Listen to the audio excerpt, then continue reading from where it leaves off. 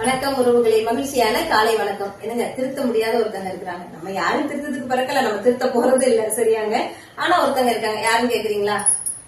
ஆமாங்க, நீங்களும் நானும் தான். அதாவது நம்மள நம்ம திருத்திக்கிறதே பெரிய விஷயங்க. கொஞ்சம் நம்மளை யோசிச்சு பார்த்தோம்னா, ஏப்பா நமக்குள்ள இவ்வளவு விஷயங்கள் இருக்கா அப்படின்னு தெரியும். நமக்குள்ள நம்மளை தேடும் போது, நமக்குள்ள நம்ம விஷயங்களை சரி பண்ணும்போது என்ன ஒரு நல்ல செயல் நடக்கும்னா, யார பத்தின தேவையில்லாத எண்ணங்களும் புறம் பேசுறதோ பொறாமப்படுறதோ இது எல்லாமே குறைஞ்சிடுங்க.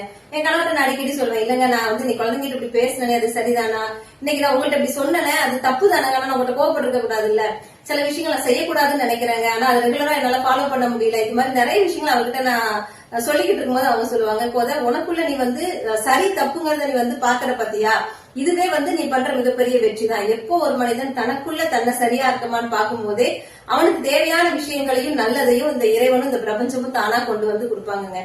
நமக்குள்ள நம்ம தேடுவோம், அதுதான் நம்ம வாழ்க்கைக்கு நல்லது.